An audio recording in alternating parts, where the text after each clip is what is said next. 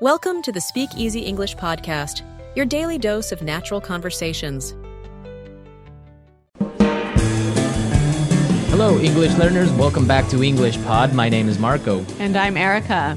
And today with Erica, we're bringing you a great lesson about time. You need more of it. We need more time, Yeah. right? So we're going to be teaching you how you can ask for more time. If you're working on a project at work and you can't finish it on time, you have to ask your boss for more time. Right. So today in our dialogue, Casey needs more time to put together a press kit.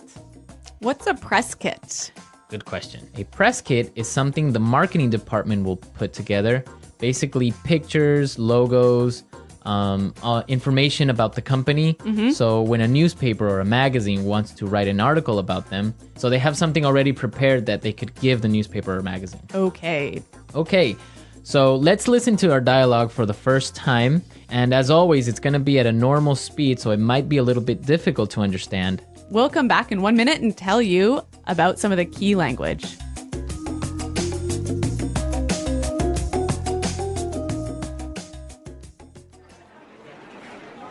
So, Casey, how are things going with the photos for the press kit?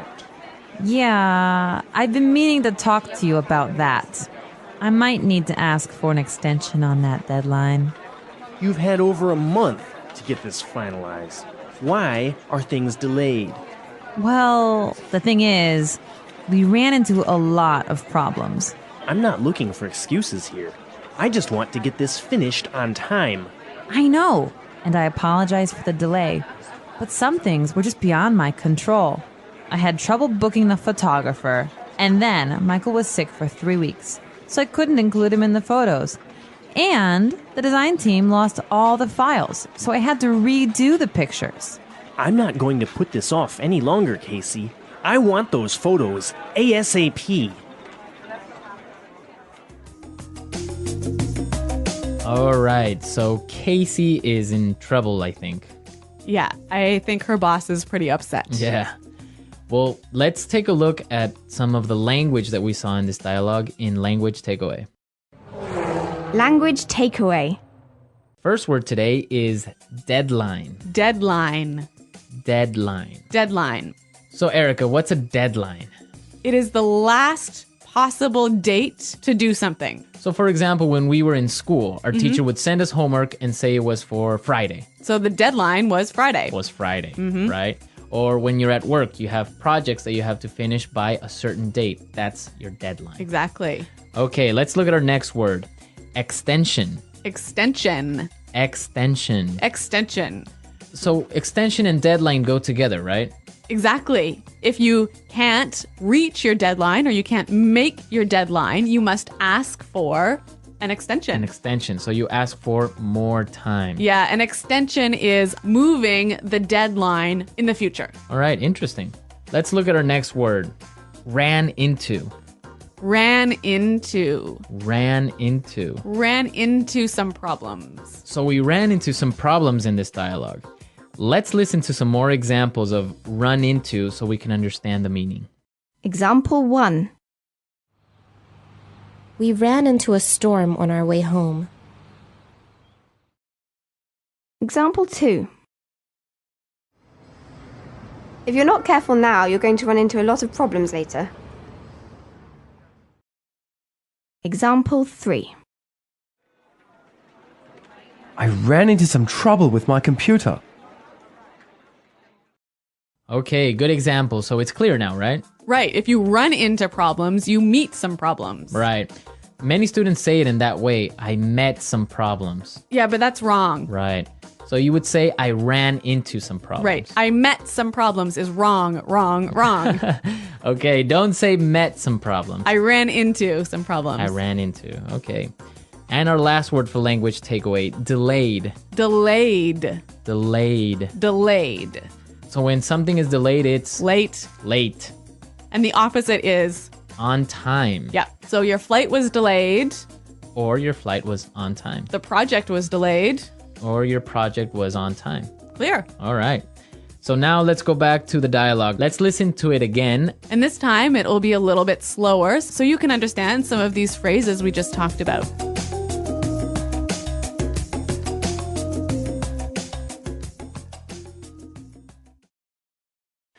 So, Casey, how are things going with the photos for the press kit? Yeah, I've been meaning to talk to you about that. I might need to ask for an extension on that deadline. You've had over a month to get this finalized. Why are things delayed? Well, the thing is, we ran into a lot of problems. I'm not looking for excuses here. I just want to get this finished on time. I know, and I apologize for the delay. But some things were just beyond my control. I had trouble booking the photographer. And then Michael was sick for 3 weeks, so I couldn't include him in the photos. And the design team lost all the files, so I had to redo the pictures. I'm not going to put this off any longer, Casey. I want those photos ASAP.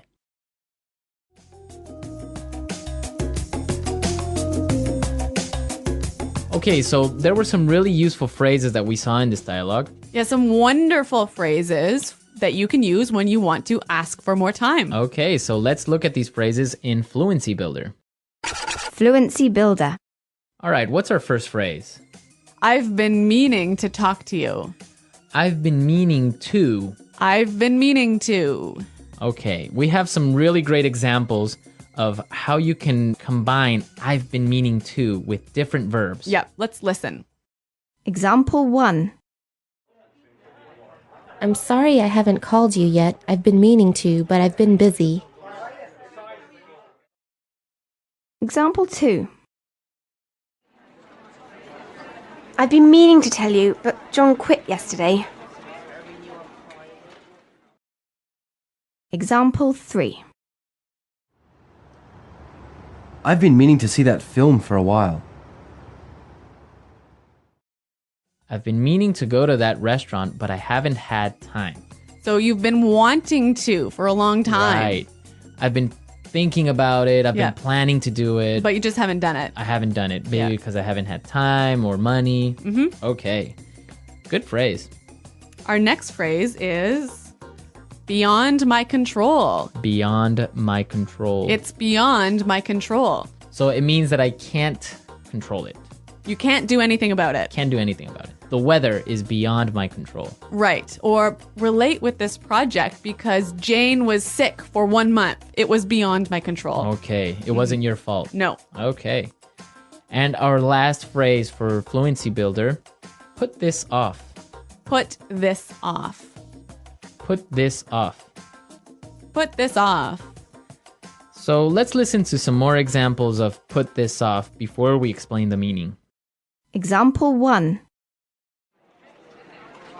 I've been putting off this project for a week, and it's due tomorrow. Example 2. Can we put off our meeting till next week? I'm too busy right now. Example 3. I've been putting off my email all day, and now I have 50 messages to respond to. So, Marco, when you put something off, you... Leave it for later, Okay. right? So maybe I have to write a report today, but I'm going to put it off till tomorrow. So you're going to do it tomorrow. I'll do it tomorrow. Okay, so we've seen some really great words and some really good phrases. So now let's listen to our dialogue for the last time, and then we'll come back and talk some more.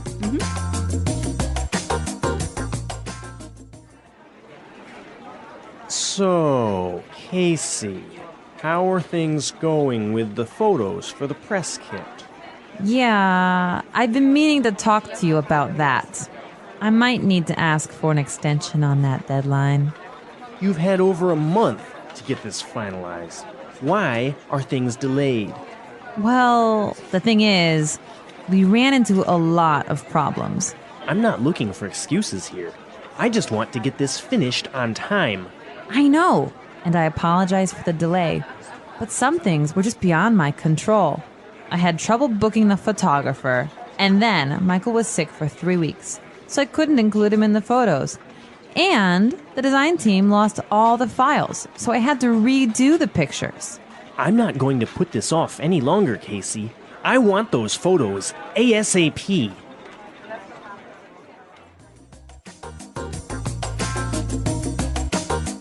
So, Marco, do you think that Casey's reasons for being late are good? I think so, because it wasn't really her fault, the whole situation with the photographer. And then one of her co-workers was sick for 3 weeks. Yeah. It's not really her fault, right? Right, but maybe the boss thinks that she's making excuses. Yeah, maybe she's making excuses. That's really common. Like, for example, when we were kids, you would say, oh, my dog ate my homework. Right, but that really happened to me once. Your dog ate your homework? My cat ate my homework. Your cat ate your homework? Yeah. And what did your teacher say? Well, actually, I was a really good student, so my teacher believed me. Well, my teacher wouldn't have believed me. Really? No. She would have called my parents, most likely. Yeah. Well, my cat really did eat my homework, and I just left it on the table, and it chewed it all up. That's weird. Why would your cat do that? I don't know. A lot of weird excuses out there. Yeah. I was abducted by aliens. Uh-huh. My mom accidentally mailed my homework to Africa. Really? Yeah, there was This happened to you? Creative writing. Okay. Creative excuses. Well, I want to hear from our listeners. I want to know what excuses they've used for being late with something. So send us your excuses, send us your comments and questions. Go to our website at englishpod.com, where Eric and I are always there to answer your questions. That's right, Marco. And this is an elementary lesson, right? Exactly. But we also have intermediate and upper intermediate and advanced lessons for you more fluent English speakers. Exactly. So if you're listening to us on iTunes, be sure to visit our website and come see what else we have to offer. Well, I think we're out of time, but until next time, it's goodbye.